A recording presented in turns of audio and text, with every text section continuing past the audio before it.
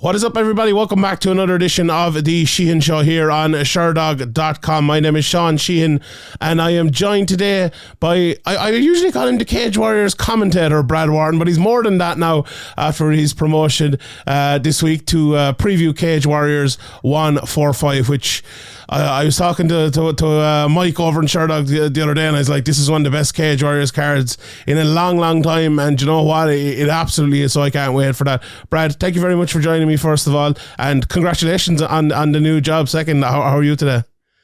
I'm great, thank you. As you said, a bit of a promotion. I'm now the Prime Minister of the United Kingdom.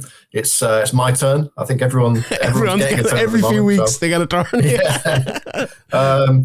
Basically just reducing taxes on Vimto and cans and takeaways, and that's my manifesto. I might move.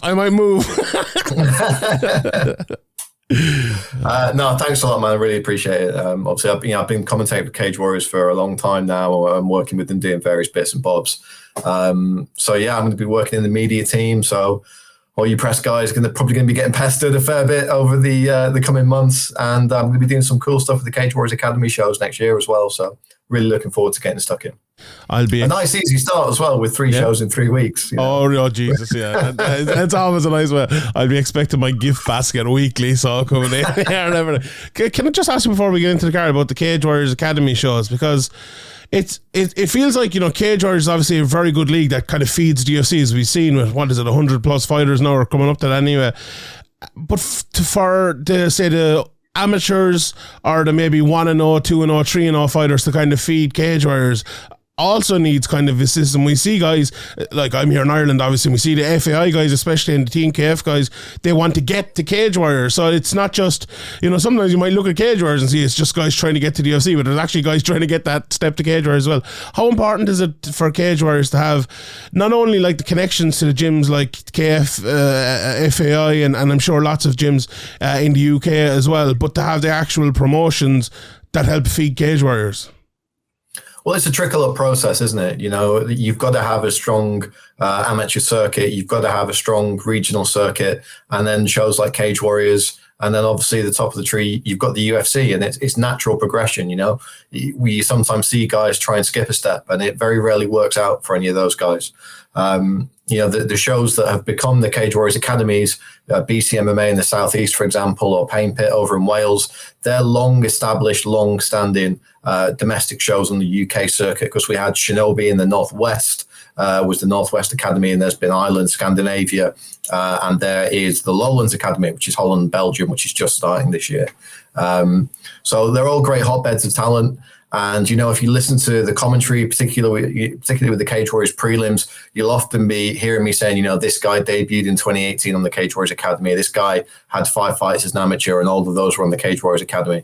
And it just shows like Cage Warriors' commitment to bringing those guys through, and then giving them that structured path of progression up to Cage Warriors world titles, and then onto the UFC if that's where they're going to end up. It's a great way of doing it, honestly, and it's probably like the same way it's always been done, if we're being honest, but just with more structure.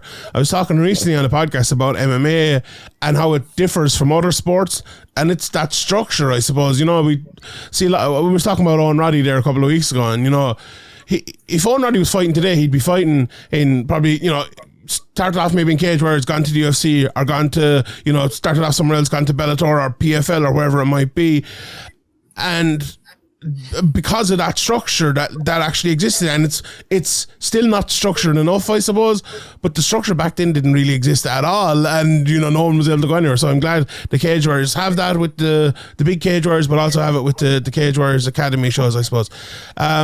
Let's get into this card, because it's a very, very interesting card from top to bottom. And let's start at the very, very top, and let's talk about Paul Hughes against Jordan Vucenic. Let me look at my notes here. December 12th, 2020 was the first fight. They've both fought twice since. Both fought Hinden, both fought Sharia, and now they're back fighting each other again. So it's a very, very interesting fight. Go back and watch the first fight. I'm sure many people have. Vucenic won that one. A lot of people thought Paul Hughes won. I thought at the time Vucenic won it. I went back and watched it. I had Hughes winning. I went back and watched it again. I was like, that was very close. It was one of those fights. But I'm going to ask you, Brad, about this. is this one of the biggest fights in the history of Cage Warriors? Because you look at it and you see, okay, you know, Paddy's had big fights, other people have big fights, but the fact that this is a rematch, and as we've just talked about there, you know, it's a trickle up economy, I suppose, in Cage Warriors. Usually these lads have be gone to the UFC, and because, you know, the pandemic, and obviously with Dana White Contender Series, maybe it's a little bit harder. Maybe they want people to go to Contender Series route now, and there's other reasons around it as well. And maybe both lads have been a little bit unlucky that they haven't been signed to the UFC, but we're very lucky that we get to see this massive fight, and they're lucky that they get to be part of it. It has to be one of, if not like the, you know, Paddy fights, maybe, you know, maybe Ian Gary fights, in terms of the name might have been a little bit bigger, but in terms of the actual fight itself, in terms of the quality, this has to be one of the biggest in Cage Warriors history. Yeah, I mean, in terms of quality, there's no question about it. It's certainly up there, and in terms of, you know, the prestige of the fight itself, it's absolutely one of the biggest fights in Cage Warriors history. You know, we've sort of been billing it as the biggest rematch in Cage Warriors history, and that, I think, is beyond any doubt, you know. And you could say, well, you know, that's a line straight out of the marketing department, but for me, there's no lies detected there. I think, as far as I can remember, it's the biggest rematch in Cage Warriors history.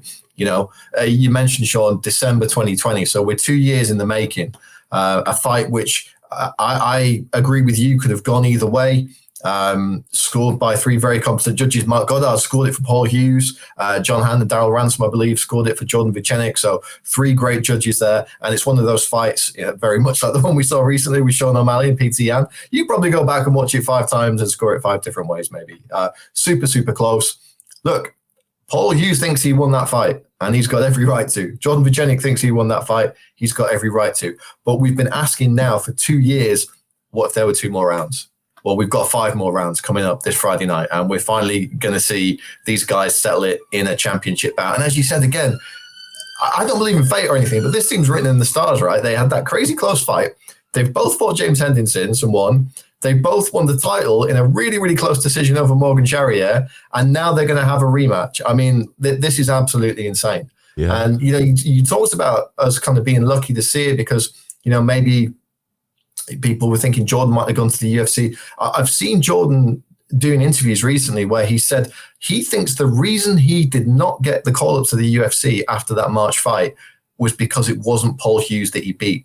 He thought all the eyes were on that fight. Obviously, there was a UFC London the day afterwards in the same arena, and all eyes were sort of on Cage Warriors before that for Hughes Vucenic too. And he thinks because that fight didn't happen, people kind of just cooled off on it and thought, oh, we'll wait until he has the Hughes rematch. So he's got to be in his bonnet for Paul Hughes here, thinking, you know, I could have fought twice in the UFC if you'd have made that date. Now, obviously, Paul also has a bee in his bonnet because he thinks that the belt that is currently around Jordan's waist should be around his waist. And he's not happy being called the interim champion. He believes that he's the champ. He beat Morgan Charrier just like Jordan did. He feels he beat Jordan. He feels he's the champ.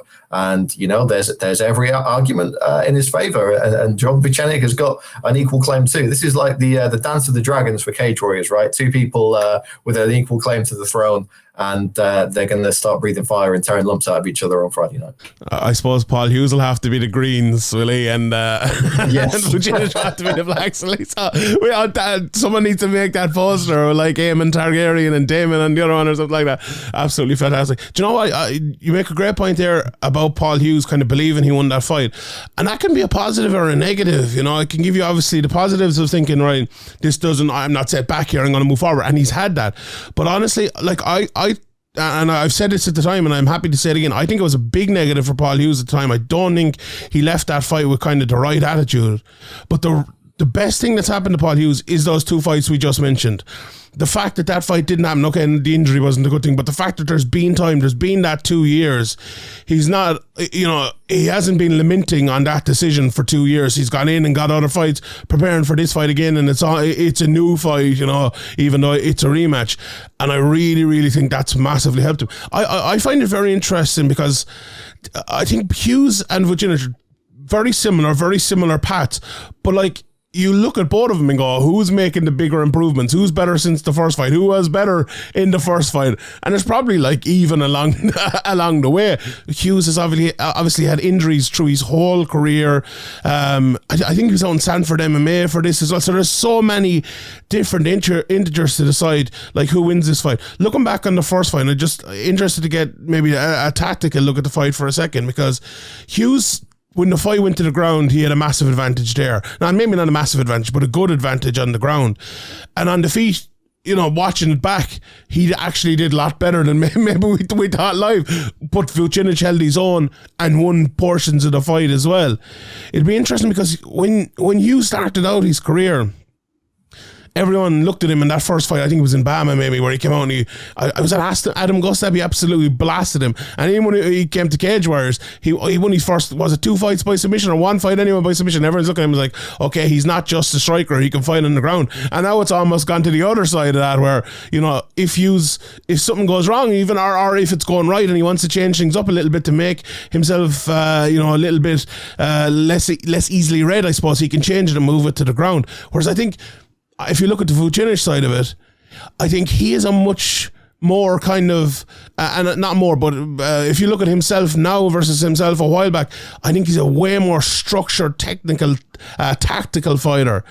And it's kind of that juxtaposition between both of them. I think if you look at Vucenic, he will fight the way he's going to fight, but I think Hughes can fight a bunch of kind of different ways, and that makes this a very, very interesting one for me.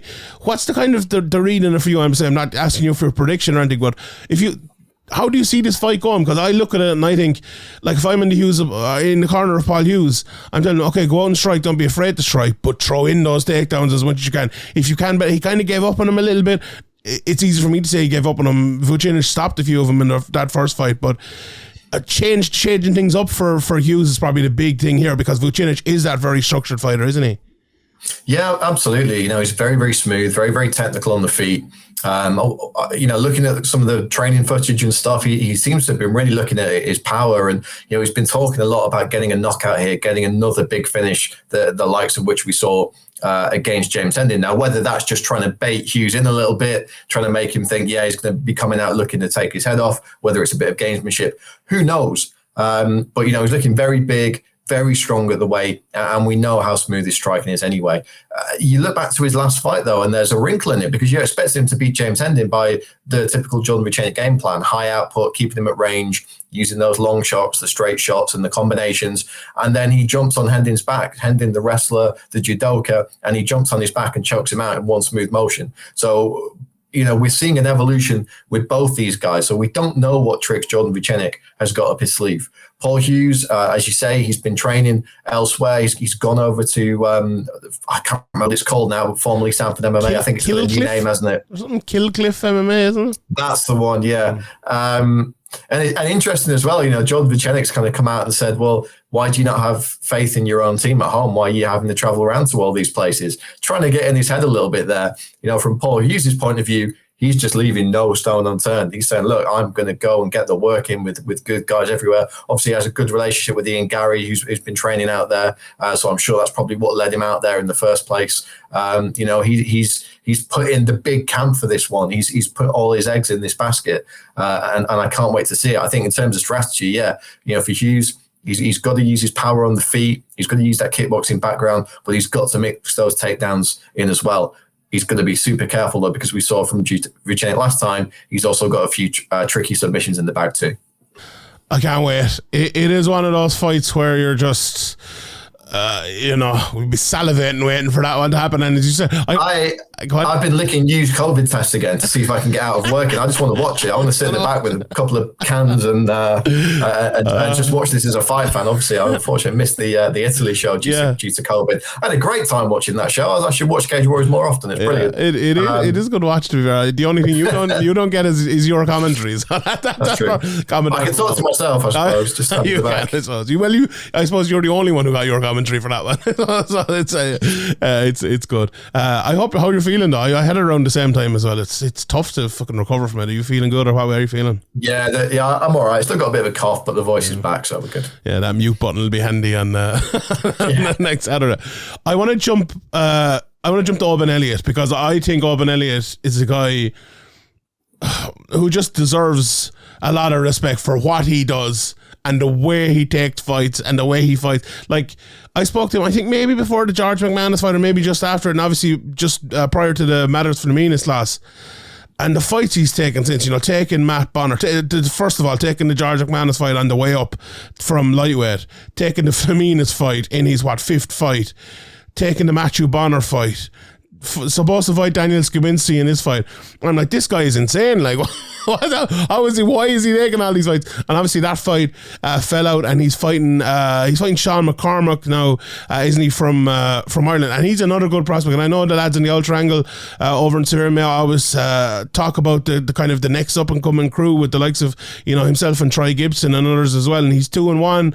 It's probably more of like a step that Oban Elliott should be taking around this stage of his career than what he has been taking. Although on short notice you'll have to make Oban the favourite, and it will be a good fight as well. Having said that, but just a quick word on Oban, because I wanted to mention him from close to the top. He's an old school fighter, really, isn't he? A guy who just will take on all comers. I talked to, say, lads like Peter Queally and Artem Labov in Ireland, obviously, about it. And, they're saying records are for DJs. Let's make the hard road and we'll eventually get to the top. And, it's worked out well for both of those guys. And it looks like Oban is trying to take the same route to get there. Just for you to kind of... now being part of the Cage Warriors Academy, we've been part of the main Cage Warriors as well, to look at a guy like that who you can kind of... when you're commenting on him, you can say he's fought this guy. It must give you, it must make your job easier because you know him. Like, he's been exposed in good ways and bad ways, I suppose, as the fighter he is and as the kind of the man he is, I suppose, by taking these fights. And it must be a joy. Yeah, Oban Elliott is a real fighter's fighter. He's got a bit of everything. He's obviously, what he can do in the cage is beyond reproach. We know how good he is. We've seen him fight. He's got everything outside the cage as well. He's got the right attitude towards training, towards competing, and towards promoting himself. Let's be honest, right? He's very charismatic. He's great on social media. Walking out to Gangster's Paradise now, perfect walkout tune for him. He's the whole package. And as a fight fan, as a commentator, whatever else, he's the kind of guy I like to see. Now, look, there's something to be said about taking things slowly, slowing down, taking a step back, taking the right fights at the right time in your career. But some guys just want to fight. That's all they want to do. They want to fight the toughest guy, the hardest opposition, the biggest test for them personally out there. And their attitude is, well, if I can't be that guy, why am I here? And, we've seen Oban go out and, his only losses are to Figlak and Flaminas. Flaminas, top of the welterweight division for my money in Cage Warriors. Figlak now in the UFC. So there's no shame in those. And we know at lightweight as well against Figlak, he had some pretty serious health issues going on related to his weight cut as well. That's all behind him now. And he's looking to the stars here. The fight against Skibinski, when I first heard that, I was like, wow, this is nuts. You've gone in and you've beat Matt Bonner, the former middleweight champion. Really, really good fight. And he's just not stopping, and he's now fighting the guy that Jimmy Wall had just fought. This is absolutely nuts for Oban Elliott. Of course, really unfortunate that fight hasn't come through. So what does he do? He goes, I'll fight a middleweight then. And he's fighting the middleweight now. I mean, you can't fault it, can you? This is a proper old school tough guy, a real gangster in my money, and I'm really looking forward to this fight. I almost forgot the middleweight part because we were just talking about George McManus. I remember when we did the preview, we were like, that's going to be a big test for him coming up to fight a big welterweight. And George McManus, and now he's fighting the middleweight. God almighty, what a fighter. But yeah, I had to mention Oban starting it out there. Next one I want to talk about, Caolan Loughran and Luke Shanks, because this really could be main event, co-main event, maybe not in this card, obviously, but with the two titles up for grabs in the main event. But what another guy, you looked at Caolan Loughran and you saw, the early names on his ledger, obviously being, I suppose the journeyman in UK MMA, and he got, Will Cairns and Reece Street, obviously, and he got a bit, not necessarily abuse for that, I suppose, but like, oh, is this guy a real fighter? And he comes in and into Cage Warriors, he has a couple of real fights, and now in his 7th fight, he's fighting Luke Shanks. So I think that talk is absolutely out the window here. Is it a bit too soon for Caolan Loughran? I suppose that's the biggest question here, because he doesn't think it's too soon. You know, he was saying the other day he wouldn't mind fighting Mohamed Mokaev if he went up to 135. He got to the UFC. He has great, he's great confidence in himself. But Luke Shanks is no easy fight. You know, he's been fighting for a long time, fought some of the biggest names in cage warriors, and now even, like to Jake Hadley and stuff in the UFC. This is a very, very interesting fight. It's one of those fights that I don't know if you were the same, but when it came across my Twitter or wherever it came, I'm like, what? I was like, that fight's happening. I actually couldn't believe it when I saw it. But by God, I'm damn glad it's happening. It should be a very, very interesting one. Is it a bit too soon for Caolan? How much are you looking forward to this one? Because it's big up to Shanks as well, because I know there was talk of Shanks going to the UFC, and now he's going in taking on one of the biggest up-and-coming prospects in cage warriors. It's a massive fight. Well, look, Caolan Loughran's one of those guys who, if you asked him, does he want to fight Jose Aldo or Peter Yan or something like that, he'd be like, yeah, sure, no problem. I'm going to go and beat that guy, and I'm going to go and make him my bitch, and then I'll be fighting for the UFC title next. That's the kind of guy he is, right? He's like Oban in that sense, that he will just fight anyone, and he's got that incredible self-belief that he can beat these guys. I think, what you said about his early opposition is fair, but there's nowhere to hide in cage warriors, and he got another top prospect in his first fight, beat him second round comfortably, and Festus Aholu, for me, that was the real watermark test for him. That was the real let's see where Caolan Loughran is now, and for him to beat a hot prospect like Festus, who I really, really rate really highly, for him to do that in the manner that he did, a big moment as well in Belfast earlier this year, to get the crowd behind him in the way he did, that was a phenomenal performance. So I don't think it's too soon at all. I think it's a risk for him, and it's a calculated risk. He probably could have fought a guy with a similar amount of experience to him, but he's going for the big dogs. And when you make a gamble like that and it pays off, all of a sudden you're king of the mountain. We've got a new Cage Warriors bantamweight champion at the moment, obviously Michele Martignoni beating Don Wooding just a few weeks ago. So this division is wide open now with Don Wooding leaving. So every win for a guy like Caolan Loughran now, it's not just a chance to get another tick in the win column on Tapology. It's a chance to kick that door through to a title shot. So I don't think it's too soon. I think Luke Shanks is the best opponent he's faced by far. Luke Shanks, former Cage Warriors flyweight champion. He split a pair of bouts with Sam Creasy, who's the current flyweight champion. Controversial circumstances, had to move up in weight. Fought a former title challenger in Josh Hughes last time out. Gave an incredible account of himself. He's one of those guys who he's got the height of a flyweight and the width of a bantamweight. That's how I always like to describe guys like Luke Shanks. If there was a 130-pound division, he'd be absolutely perfect. He'd slot in nicely. But I don't think he's out of place at all at 135 pounds.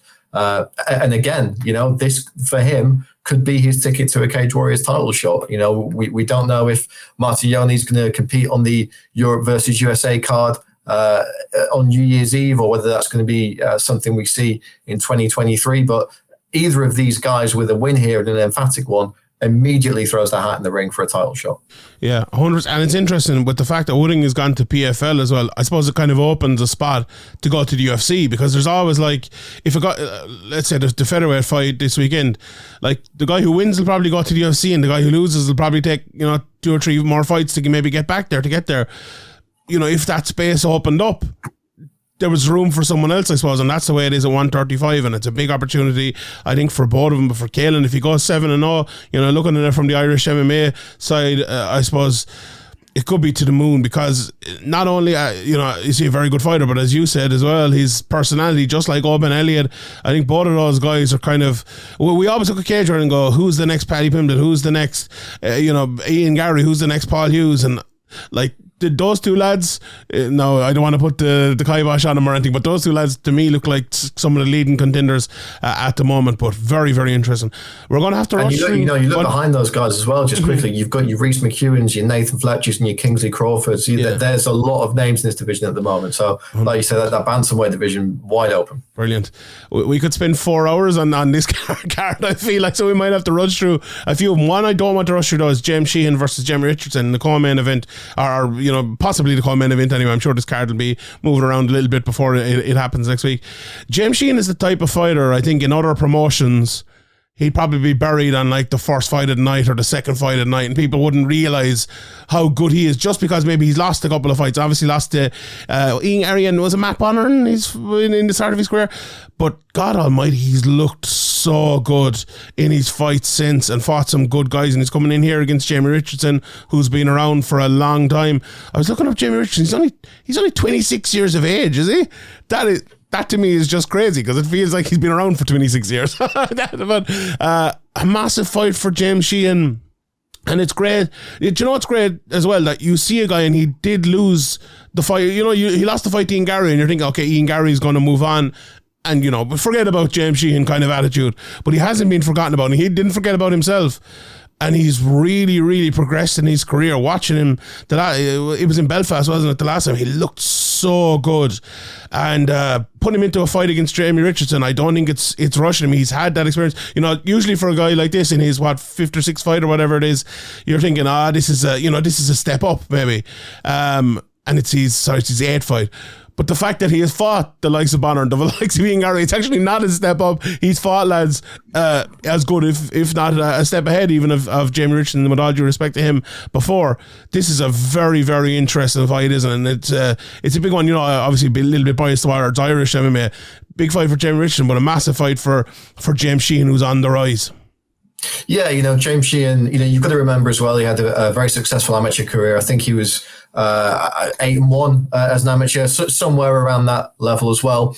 So, you know, fighting a guy like Matt Bonner in his first fight, that's not out of the realms of possibility. And Ian Garry in his second. And I believe that was Ian Garry's one of his first pro fights as well. So, you know, he just had the misfortune of running into two really good guys early in his career. And when you fight high-level guys, sometimes you win, sometimes you lose. I'm sure he could have gone out there and found 7 or 8 bombs and had their nice big unbeaten record. But what does it really mean? You know, going out there and fighting Ian Garry and fighting Matt Bonner, neither of whom finished him, by the way. He's going to learn a lot more from those kind of fights. And that's exactly what we've seen from him. He's on a 4-fight win streak, I believe now. Last time we saw him was in Belfast. Got a nice TKO victory there in the second round. And you just love to see that development, you know, a little bit better, a little bit more comfortable, a little bit calmer, more used to his surroundings every time out. Now, you know, he's kind of jumping into the deep end with Jamie Richardson, because Jamie's a wild man, right? We've seen him have some crazy fights. You go back and watch the Phil Wells fights. He fought Phil twice back to back, absolutely nuts. He took 2 rounds off Matthias Frederick in a title fight before he got caught. You know, he's been in there with some big names. He's been up there, you know, at the highest level of the Cage Warriors middleweight division. He's back down at welterweight now, and I believe he's 2-0 since moving back down, possibly 3-0. I shall have to check my notes before fight night to confirm that. But either way, he's on a bit of a streak here at welterweight. I think it's the better division for him. As you say, you know, he's only 26. It's not like he's 36 and still trying to cut loads of weight. He's a young man, and I think welterweight is probably the best division for him. This is a wild one, you know. I believe it's scheduled to be the co-main event, as far as I'm aware, as of this morning. Part of me was thinking like, they should put a palate cleanser between Hughes versus Vucenic, but there aren't any on this card. Like, you very, very rarely get them in Cage Warriors anyway. But I think, you know, these two guys can go in there, slug it out, and the crowd's going to be at fever pitch by the time the main event rolls around. 100%. Before we touch on some of the prelims, just to close out the main card as it is now, Lee Chadwick against Modestas Bukauskas and Mehdi Lakhdhar against Xavier Sedras. Look, Chadwick and Bukauskas, I suppose, writes itself. 2 big, meaty men slapping meat in there, isn't it? Bukauskas coming back over from the UFC and Chadwick looked phenomenal last time out. Now, he looked really, really good. Mehdi Lakhdhar, if you don't know Mehdi Lakhdhar, you should probably get to know him. One of the most exciting fighters in Cage Warriors or anywhere, I suppose, around Europe. Fighting Xavier Sedras. I was looking him up, don't know too much about him. He's only fought once in the last, kind of 6 years, since 2016. Came back and won a fight there last year, so it's coming back in. Look, Ian Dean knows a lot more than me, and I trust his ability to matchmake more than probably anyone on planet Earth at the moment. Those 2 fights, very interesting, especially the Bukauskas Chadwick one, but anytime Mehdi Lakhdhar's there, I'll be watching anyway. Yeah, Sedras, as you say, he's had a bit of a break from competing, came back recently, got a win. Interestingly, his last win before his break was Chris Bungard, who is fighting George Hardwick for the lightweight title in a few weeks' time. So potentially there, you know, we could be looking at, you know, a lightweight number 1 contender bout here. You know, you have to think about Mehdi Lakhdhar as well. He was supposed to fight Agi Sadari for the belt a couple of years ago. Sadari got injured. He was then supposed to fight Paul Redmond. Redmond got injured and then subsequently retired. And then Sedras was matched with George Hardwick for the title last December, and then he got COVID. So he's kind of been waiting for his shot at the title for a long time now. I think it's probably a good idea that he's having another fight before he fights for the title. But this could easily be a number one contender bout for me. I love Mehdi. If you're a fight fan, you've got to love this guy. He's a joy to watch. And he's going to go in there and scrap it out with this guy. And for Xavier to come in here and beat Ben Lakhdhar, big upset. All of a sudden, everyone's talking about him. So that's going to be awesome. And as you say, Chadwick, Bukauskas, it writes itself. Obviously, Modestas had his knee blown out in his last UFC fight. It was that sort of cut kick to the knee. We never want to see that. He's had some time off. He's rehabbed that injury. So we're going to see if we get an upgraded version of the former Cage Warriors light heavyweight champ. Interestingly, Lee Chadwick, former Cage Warriors middleweight champ, never lost his belt in the cage. So had a career resurgence at 205 pounds. Again, we could be talking about a potential title fight for whoever wins this. 100%. Very interesting main card. I absolutely can't wait for it. The prelims, it feels like Team KF prelims here with the two Shelley brothers and James Webb as well. James fighting it's on short notice, isn't it, against Paddy McCorry. Adam Shelley fighting Hadji Ndiaye. But the one for me, of the three Team KF guys, Ryan Shelley against Josh Reed. Just like anyone knows anything about those two. A Josh Reed fight is another one. Anytime Josh Reed is fighting, I'll be there. Every time he fights, I'm tweeting out here, Josh Reed's fighting, tune into Fight Pass and watch this, because it's always amazing. Someone asked me, actually, maybe I'll ask you this question. Someone asked me in a Q&A I did recently, what's the greatest fighting in Cage Warriors history? And I said Josh Reed against Nathaniel Wood. It's the one that popped up to me first. Maybe there's a few options. Maybe we get a few options this weekend, but that fight against Ryan Shelley, it's just, to me, it's perfect matchmaking, because Ryan Shelley obviously had a very tough fight last time out against Matthew Elliott, yeah, and there was a lot of talk about that, a lot of talk about the judging and everything, and now he comes in here against Josh Reed. I don't think this is the sort of fight where we'll have much judging conjecture after. I feel like there's going to be this one is going to be decided. Darren Ransom and maybe Ben Carriage, whoever is there, they can go and have a slice of pizza and if you're maybe churn this on. I'm not sure they'll be needed, but big night for Team KF. But what a fight this is, Ryan Shelley versus Josh Reed. Yeah, this is awesome. We always talk about both the Shelley brothers' traditional martial arts background, the kickboxing, the taekwondo and stuff. But they're both mixed martial artists, and every time we see them, we see how their games are evolving at Team KF. What a base, if you're on the Cage Warriors roster, what a home base to have with the likes of Chris Fields, Carl Pendred there, obviously Tom King doing the jiu-jitsu as well. They're churning out some incredible prospects at the moment. They're training Daredevil, for God's sake. They've got Daredevil training at the gym. I didn't know who he was, to be honest. I was like, who's that guy with Chris Fields? Listen, I'm a dog, so I do know who he was, okay. And that's a big deal. And I believe he's going to be there on Friday night cheering the guys on. So that's pretty awesome. But look, Shelley last time out, very, very difficult test in Matthew Elliott, who is a guy who can just wrestle you for 3 rounds, 5 rounds, 10 rounds, all day, all night, and all weekend. And for him to score points in that fight in the way he did, it wasn't the most decisive, blowout victory, but he did what he had to do there, and he showed that, in the face of an adversity like that, he can still come out and pull out a victory. He's going to have a very different opponent in front of him in Josh Reed. Josh is a guy, we know he's got high-level grappling, and we know he's happy to have a tear-up with absolutely anyone. So wherever this fight ends up, I think it's going to be super exciting. It's a really good reason to tune into the prelims on UFC Fight Pass, along with the likes of Liam Gittins, who's opening the Fight Pass card. The first prelim is Liam Gittins. That shows you how stacked this card is. 100%. That Fasil Malik and Festus Aurelio fight is going to be really, really good as well. But to close out, Harry Hardwick and Steve Aimable. And not to, mention James Webb again, obviously the former champion, fighting Paddy McCorry, only 2-0 coming up. Massive fight for Paddy McCorry, but another massive fight for James Webb, who's always, I suppose, on the verge of getting back into the title mix, maybe one fight away from fighting for a title. Big fight for him. But that Harry Hardwick Steve Aimable fight, another fight you're thinking like, how has this maybe not happened before? You know, it's one that I think it makes a lot of sense. You know, obviously Harry's brother is the champion at the moment, and they've always been, you know, obviously linked to being brothers as they would be, but you know, a couple of wins and he could be moving up that way as well. Like Steve Aimable is a guy as well. Sometimes you forget, like sometimes you see guys in cage wars like, oh, they've been in cage wars for a long time, you know, they're fighting very, even maybe a Josh Reed and other guys are fighting very exciting fights, maybe on the prelims or starting out the main card.